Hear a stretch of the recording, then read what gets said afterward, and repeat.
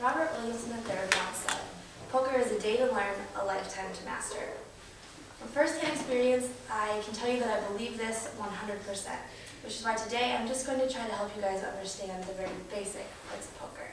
First, the terms that are used at a poker table.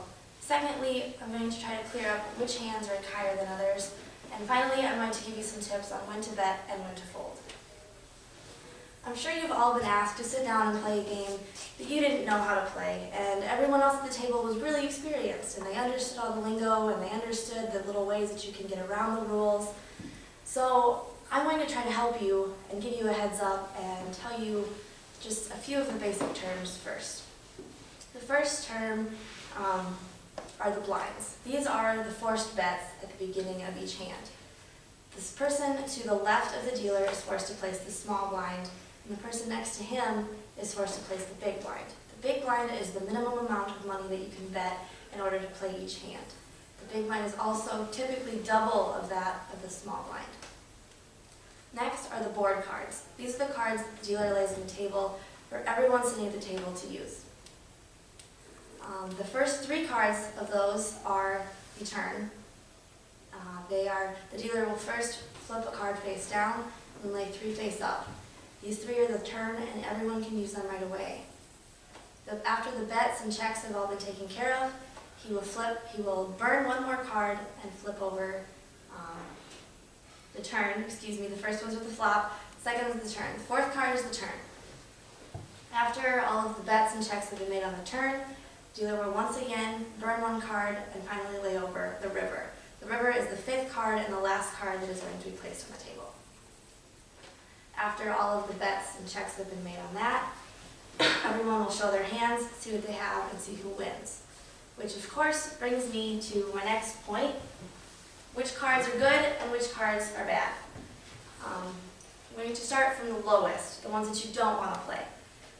The lowest hand that you can have is just a high card. So if you have an ace-2 and there's nothing else on the table that matches with it, you have an ace-high card, which sometimes is okay, but usually won't get you very far.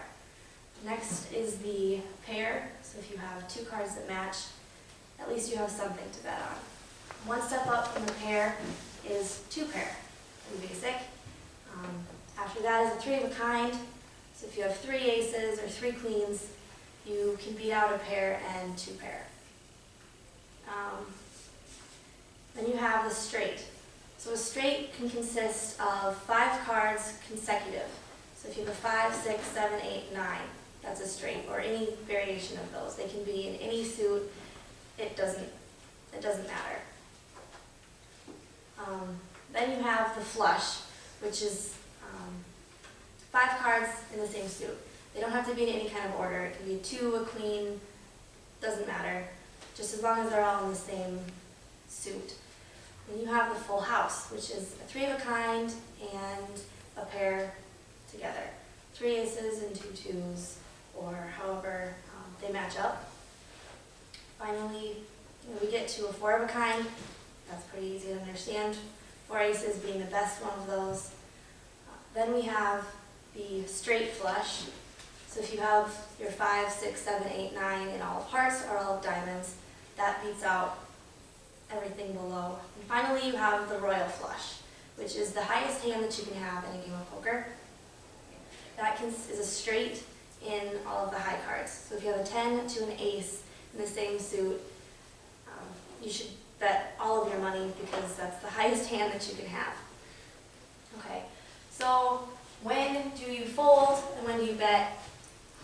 The best, according to pokertips.org, which is a site by professional poker players, they put it together, you should only fold 2 times. In the pre-flop, when you're just holding your 2 cards in your hand and you haven't seen any other cards, and after the turn. The reason you should fold in the pre-flop is because you obviously haven't put very much money into the game yet, and if you have 2 cards that are offsuit, not close together, there's really nothing that you can come out of it.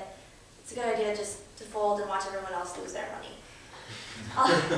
Also, on the turn, you still haven't put quite enough money into it where you should just stick with it, but you've had a chance to see a few cards, know if your hand has any potential, and whether or not you should fold then. They also say that there's absolutely no reason to fold on the river. This is because you've put a ton of money into it probably by now, and the chances are that everyone left in it still has a good hand, including yourself. The only way to fold on a river is if you've been hoping for a flush, or hoping for a straight, and that last card just didn't go your way. The best times to bet are on the flop. You end up with 2 pair right away and you're feeling good, put some money in, or on the river. Never fold when everyone else is checking. It's a free hand, just keep playing and see where the hand takes you. So hopefully with these few little tips, you won't have the embarrassment that I had the first time that I played poker. You remember the terms, you'll have a better understanding of which hands are okay to play and which ones are not, and a little bit of a clue on when to bet and when to fold. So good luck.